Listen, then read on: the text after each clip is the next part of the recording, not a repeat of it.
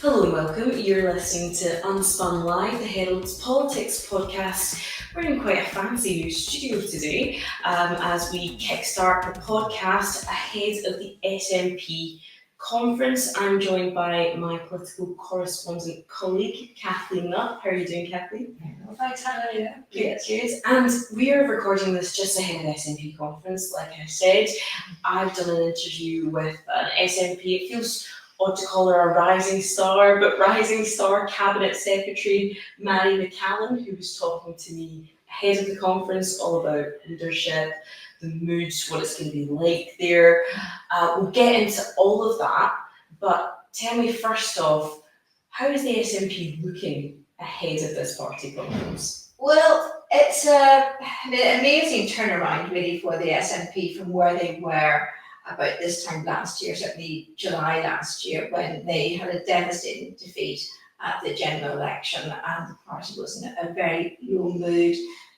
All the issues surrounding the end of Nicola Sturgeon's leadership came to a head, and then Humza Yousaf's leadership, which collapsed with the end of the Butte House Agreement and the ongoing police investigation. So they had a lot of troubles. They seem to be now through that to a certain extent. They're again the lead party in Scotland. Yeah. If the election was held tomorrow, they would win, polls suggest. Their support is down a little bit on what it was, but they are still the biggest party. So John Swinney seems to have steadied the ship to a certain extent. That could also be that he's taken advantage of and benefited from some of the missteps of his opponents, and the fact that Labour has come to power and become unpopular as a result of some of his policies.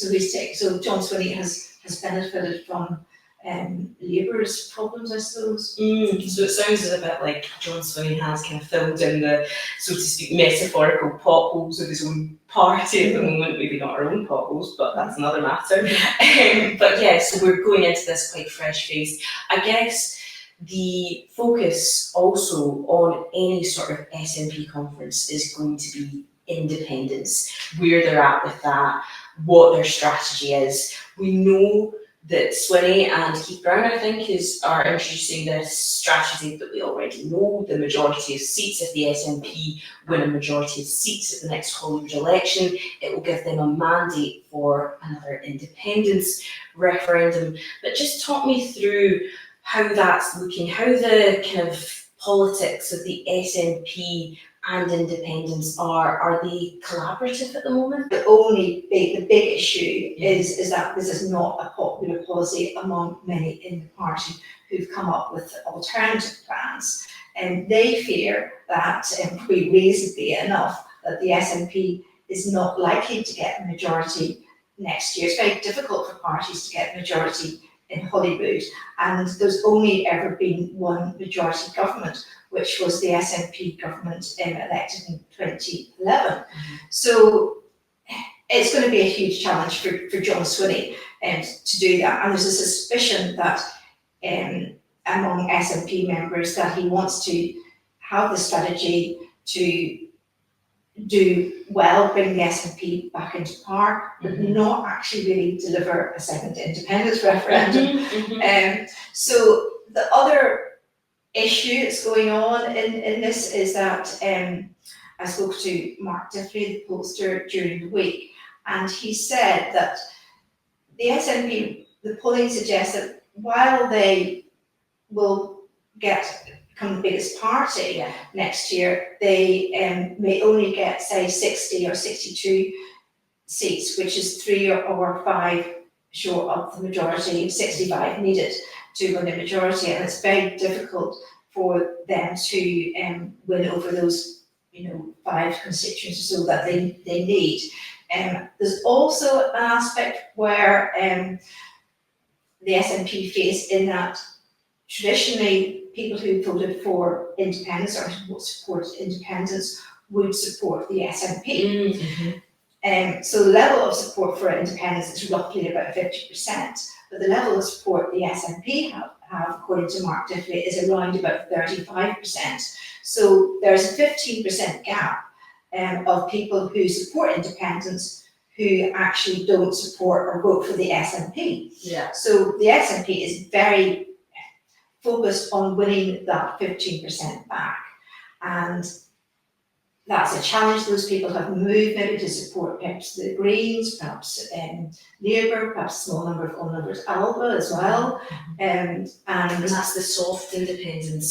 So the ones who support probably Labour and the Greens will probably be on the softer end. And John Swinney faces a challenge in that he wants to win those people back, but at the same time keep his base happy. Yeah. And there could be a conflict there because the SNP, the 35% tend to be very focused on very much independence. And so it's almost like there's two conflicting groups that he wants to appeal to. So it's quite a conundrum for the SNP and for John Swinney, I would say. Definitely a very difficult dance to try and execute.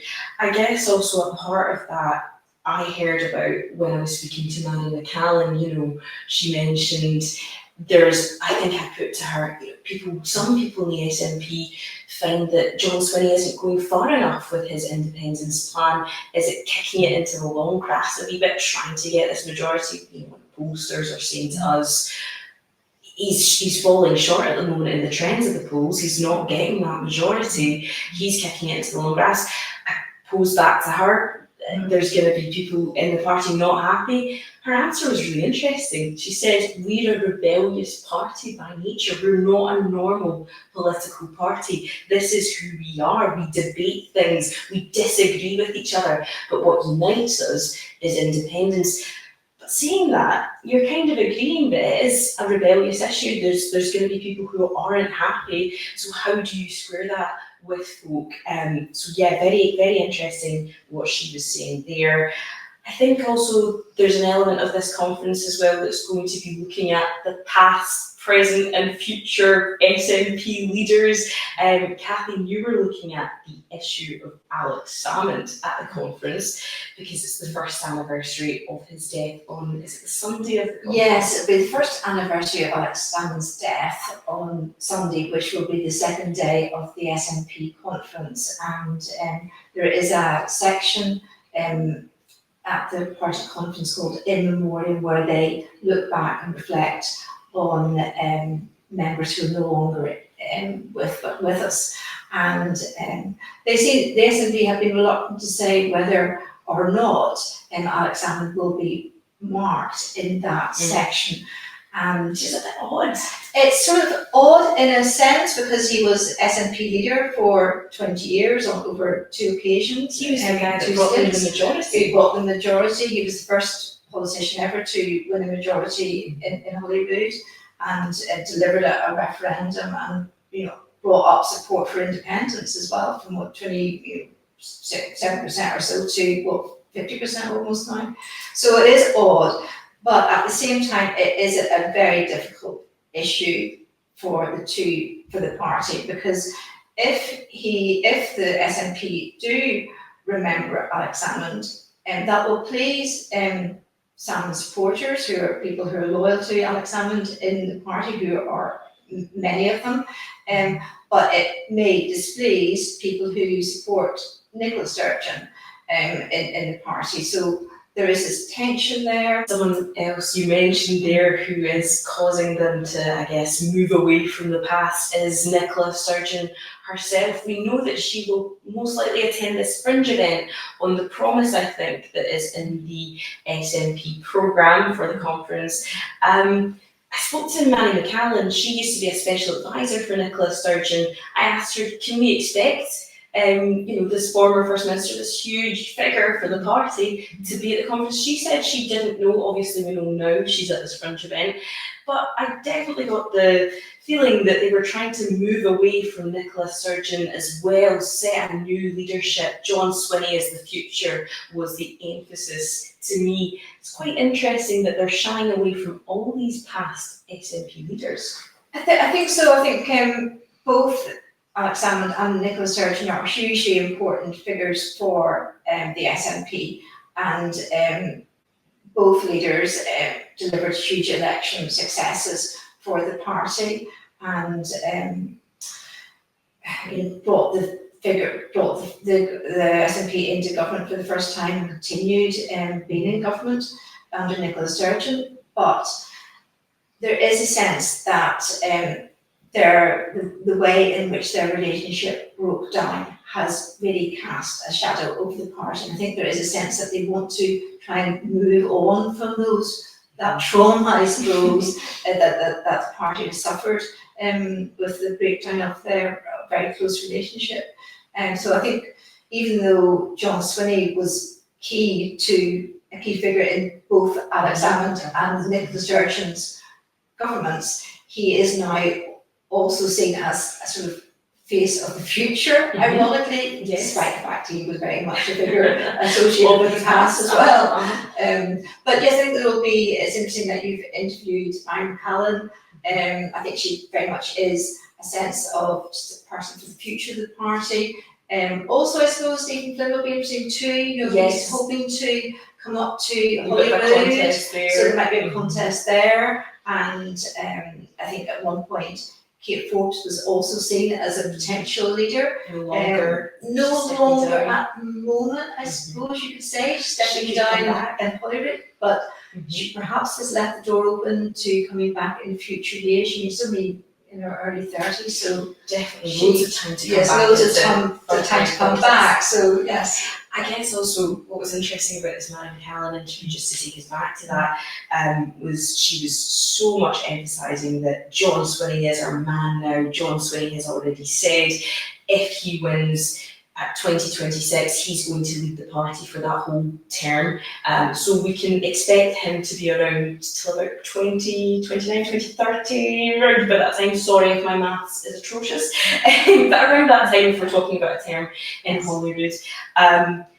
What was interesting though is I posed to Mairi McAllan, where does that leave you? Are you going to, people have touted you for leadership, what are you going to do? She says, I don't know, I'm not seeking out leadership. But when I asked, are you ruling it out? She said, it wouldn't be sensible for someone who is an SNP politician to ever rule out becoming First Minister. Really quite an interesting way of wording that. She's definitely wanting to put John Swinney front and centre. He's our man at the moment, he's our man now. But when we're talking about the future, if you maybe need you've got one more term to be re-elected by that point, are you putting that out of your mind?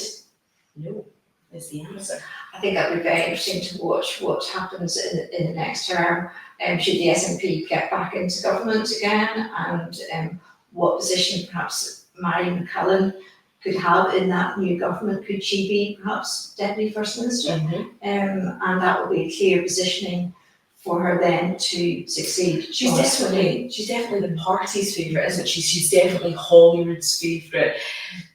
Flynn is a great performer at Westminster. He captivates quite a lot in the membership in the party. But I feel she's definitely the favourite amongst the parliamentarians. I think she's a favourite among the party leadership. It'll be very interesting if there is a contest once John Swinney decides to go, towards the latter end of the next parliament, should the SNP get back in. And I wouldn't rule out Stephen Flynn, but there may be other people as well who we're not even really particularly aware of at the moment. Who have come into the spotlight. Yes, who haven't come into the spotlight, who might step up to the challenge as well. And just focusing on Mairi McAllan, because we've got this interview with her, she also focused on the more personal aspect of her time as a politician, also being predominantly in frontline politics. You know, she's been a cabinet secretary for several briefings. She's recently had a child. Maybe I think she was saying to me it was 14 months since she gave birth. She spoke about, I guess, the juggling act that she's had to do in early motherhood, in being a pregnant woman, all those difficulties that you might think in 2025 we've got over. But that's certainly not the case for a lot of frontline politicians in Scotland. I think it's very difficult being a young parent of a young child and managing a career in politics at the moment, whether you're a mother or a father. We've seen Kate Forbes say she's going to stand down next year because she wants to spend more time with her daughter. And but on the other hand, we've also seen Gillian Mackay, who's just been elected one of the Scottish Greens co-leaders, who's just, I think, had a baby over the summer. So Gillian Mackay is currently on maternity leave from Holyrood, but she's still active as Scottish Greens co-leader. She's elected. She was elected just after her baby was born, actually, incredibly. So I spoke to Gillian Mackay a few weeks ago, and she was saying that she has the advantage that she lives quite close to Edinburgh, she lives in Falkirk, so it's not difficult.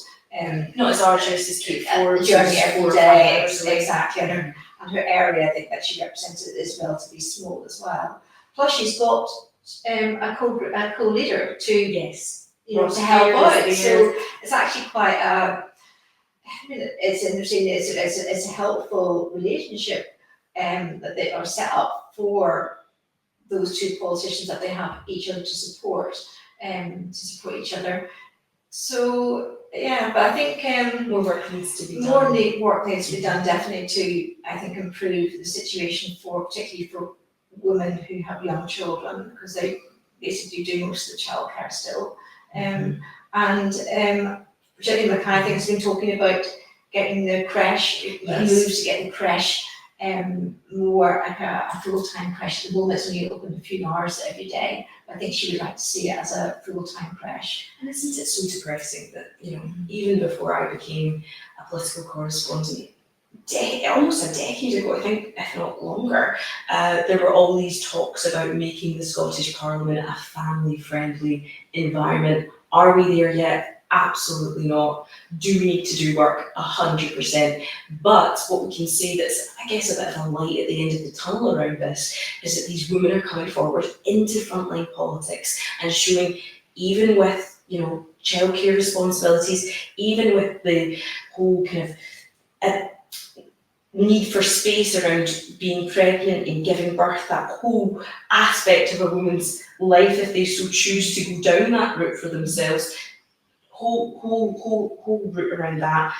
All these women are coming in and showing that it can be done. It can be done. They're juggling. It's difficult, but they are setting a precedent, and that is exactly what Mairi McAllan speaks to me about. So we'll go into that interview now with the Cabinet Secretary.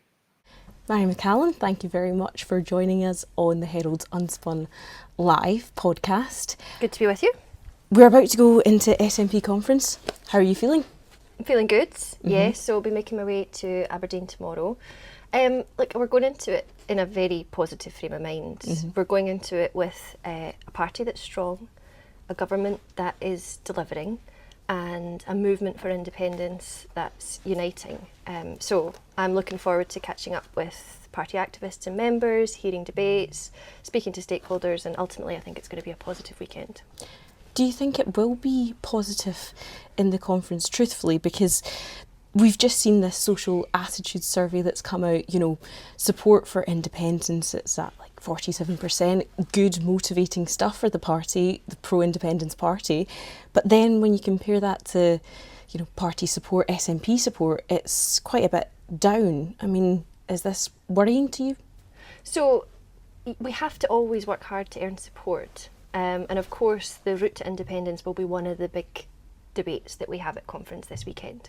But in terms of support for our party, we have the most popular political leader in Scotland in John Swinney, and we are polling double digits ahead of those who are coming second. So in my books, this far out from a election, that's a really good footing to be going into conference, but also to be preparing to start our campaign for Holyrood next year. Are people motivated by the leadership? You mentioned John Swinney there. Do you think people will rally behind him? I think they will. So there's probably 2 points to that. I mean, John is one of the most, if not the most long-standing politician in the Scottish Parliament, with experience of being in Westminster as well. He's held senior positions in government. He's now our First Minister. And he holds, and you know, perhaps you have to be in the party to kind of sense this, but he holds a huge amount of credibility and respect amongst members because of all that work that he's done, but also because of the way that he has led our party since becoming First Minister. So he's got a huge amount of support behind him. But I think even, you know, I think the First Minister would say this, he's got a great team around him as well, in his government, in his representatives, and of course the absolute lifeblood of our party, which is our members and our activists. There has been rebellions, though, within the Of course, independence that's who we are, isn't it? movement, and rebellions against leadership as well. People kind of voicing that they aren't sure about John Swinney, if he's being, I think, more, they argue he could be more forthright, more bold, more stronger around questions like independence. Do they not have a point?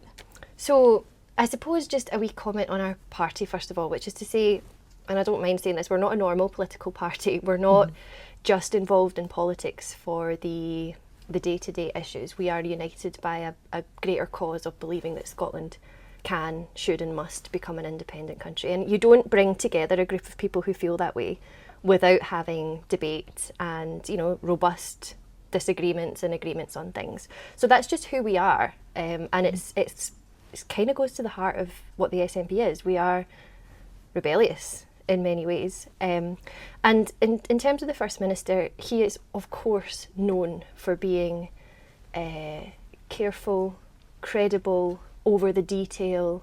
That's what people want in a leader of their country. That's what they want in the leader of our party. But of course he has all of us around him who bring different perspectives, and I would say, you know, again, you don't know this unless you're on the inside, but he's very receptive always to the views of his ministers and party members as well. Given that, though, is there not, I guess, do you think that there will be a point within the conference where there will be rebellions from membership? So we have debates on so many issues. I mean, the history of our party has been that conference is always a bit of a platform for us to play those things out. That's the point, isn't it? We're trying to shape the direction of our party, and of course, because we are the SNP, it's not just a party, it's a movement. We carry the whole independence movement with us, which I noted at the start of our discussion is becoming united. We've just signed this memorandum of understanding with Believe in Scotland, which I think has been, well, I know from speaking to folk who are perhaps in the SNP or perhaps not, and just more in the independence movement, it's been a huge sign of unity and progress and something that's been really welcomed. So, of course, there will be debate, disagreement, even on the conference floor. That's kind of who we are. But at the end of the day, we are known for being, we're sort of envied for being able to garner unity, principally around our goal of achieving self-determination. You mentioned there that Swinney is careful. For some in the SNP, though, that might sit well potentially with the public, but for some, you know, fervent SNP supporters, is that too careful? Who are also the public. You know, we are fervent SNP supporters, but we're also the Scottish public. And as you say, 47% in recent polls, some put it higher, of members of the public want independence. So I think, look, I count myself amongst the people who feel very strongly about Scotland becoming independent, but I want to achieve it, Hannah, and I don't want to spend the next 15 years after that fighting to have it recognised internationally, judicially, whatever. We need to achieve it by a route that's actually going to mean that when we vote for it, it happens. And what John Swinney has set out, his conference motion with Keith Brown, our deputy leader, is about saying there's one route, there's one electoral route ultimately that has in the past led to a referendum coming forward. And that's the majority of it. seats. Some would argue within your own ranks that that is pushing it further down the line. So I have a lot of sympathy with people wrestling with this, because we all desperately want Scotland to become independent. We know it's the way we improve living standards. We know it's the way we escape this lurch to the right that the UK is getting deeper into. So we're all desperate for it. And I think that debating how we do it is a good idea. But what I reflect is that the UK's position in recent years has been completely undemocratic, put forward by balloons like Boris Johnson. We don't have a Prime Minister. For all his faults, Keir Starmer is not Boris Johnson. So I think that there is one route that has in the past led to a democratic referendum taking place. And almost whilst we have busied ourselves looking for alternative ways, the UK Prime Minister standing in the way of it hasn't felt a bit of pressure, because we've been up here discussing between ourselves what we should do. Mm-hmm. And so John Swinney's motion says we focus on the one route that has worked, we unite behind it, and we win our independence, and that's what I'm backing. So is that almost the sensible route? Is that what you're saying as well? It's the only means. I think it's a reflection on the fact that there has been an undemocratic stance taken by UK Prime Ministers of late, Mm-hmm. and if we really want to trump them on that, then what, and I mean trump with a small t, not a capital T trumping, then we ought to go for the route that has proven workable for us in the past. And we're close to it. I mean, look how we are polling extremely well. We are double digits ahead of Labour, who are languishing with reform. And what we're saying to the independence movement is unite behind us. We only do this together. We get a majority of seats, we get our independence. So are you confident that you can get that majority? So this is obviously a question that you get asked a lot. Are you confident you're going to win? Are you confident you're going to do this? I really just don't like taking anything for granted. We are close to the election, but there is a long way to go. Mm-hmm. I'm confident it's achievable, but we've got work to do, and the party's got work to do if we want to make sure we do it. Sure. Turning just to a former First Minister, Nicola Sturgeon, you used to be a special advisor for her, is that right, Mairi? That's right, yes. Have you been in conversation with her recently? Do you think she'll turn up to the conference? So I don't know if she's coming to conference. Mm-hmm. I haven't asked her. Mm-hmm. I have spoken to her. We spoke just around the time that Frankly was coming out, just to let her know how amazingly I thought she was doing. And she is. And I'm just so pleased to see her living her life as she deserves to, getting the credit for the exceptional First Minister that she was, but also getting to explore life outside of politics. I mean, I'm slightly envious. But yeah, I'm glad to see her doing well. Do you think it's important that she attends tomorrow or in the coming weekend? I think look, it's up to her. I mean, she has put in an incredible shift. She will have been to more SNP conferences and meetings than I've had hot dinners. So I think if she wanted to do something else this weekend, she'd be well entitled to, but she might want to come along and see us all, and it'd be lovely to see her as well. Is it not a bit odd though if a former First Minister doesn't attend? Well, I don't think so. Mm-hmm. There's many different parts of conference. So there's what happens on the conference floor, there's fringe meetings, there's social meetups, there's networking that gets done. I don't honestly think it would be in any way odd if Nicola decided that she had other things on this weekend. As I say, she has done more conference and SNP meetings. My God, she's put in a shift. So I think she's well entitled to put her feet up or do her writing or do her book. But I'd love to see her, and if I do, we'll maybe have some dinner. Have you been chatting at all since she left office? Yeah, we have. I mean, we've got to remember I was on maternity leave for a little while, so I was kind of away in baby bubble. But yeah, we have. We've kept in touch, and as I say, most recently spoke to her just around the time that Frankly was coming out, just to let her know how great I thought she was doing. And wish her the best of luck. That's been the last contact since then? We've seen each other in the chamber, absolutely, yeah. Great. So we've gone from former to current to potentially future First Ministers. Is that something that you see on the horizon anytime soon? I don't, no. I have worked very closely with First Ministers in the past. And once you've done that, once you've seen it up close, you are very aware of the kind of job it is, what it takes, the challenges, the sense of duty. So having done all that, it's not something I would ever rush into. The other thing is that I completely back John Swinney. I think he's a superb leader, and it is because of a combination of that long-standing experience, the respect that gets him, but also the energy that he's brought to the role. I mean, the man is never off the top of the road. He's everywhere. So I back John Swinney. I believe he's going to lead us to independence, and I will be right behind him in doing that.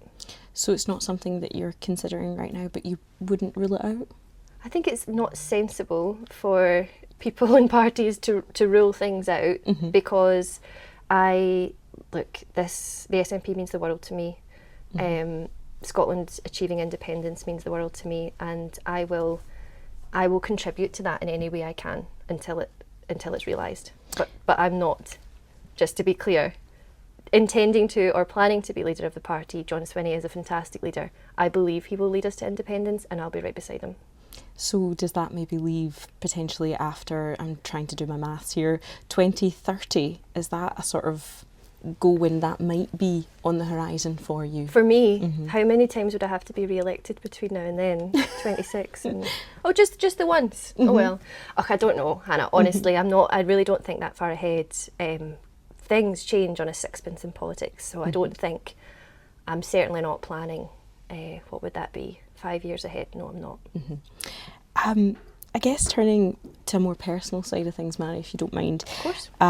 You gave birth, fairly recently, over a year ago now? 14 months ago. 14 months, still ingrained in your head. Oh, totally. How has that been for you? You're a cabinet secretary, being in frontline politics. How has early motherhood been for you? So, first of all, it's incredible. That boy is the apple of my eye. He's wonderful. He brings me so much joy. And I was really fortunate to get time, certainly away from my role in Parliament and government. You never really stop being a constituency MSP. So I remember, 2 days after he was born, I was desperately trying to get used to breastfeeding him and doing my constituency emails at the same time. So, it has been a bit of a juggle right from the start. Sure. And it continues to be. But I feel extraordinarily lucky to have my son and then to go and sit around the cabinet table of Scotland and be part of that. And I think it's really important that I've always felt quite a responsibility as even just being a young person in government to bring that voice of young people to decision making, and now even more so as a woman and as a mother. I don't want to make it look easy, because I think that would be a betrayal of what it's actually like. Yeah. So I wouldn't want to present that. Women need support and the right structures in place, but I feel very lucky. Well, on that difficulty, we've seen that play out with people in your party, very senior people. The Deputy First Minister, Kate Forbes, spoke candidly to the Herald Unspun Live, talking about why she decided to step down because of care for her child. Do you worry about it? It seems mental to pose this question, but do you worry about that in 2026? Yeah, of course. And I think Kate I'm really disappointed that Kate's leaving. I think she's a terrific minister. She's a really committed MSP. She's really bright. So I'm really sorry that she's going. But I also understand, because I am trying to juggle having a very young child and being a senior minister, and my constituency's in South Lanarkshire. So it's not right next to Edinburgh, but I travel back and forward every night.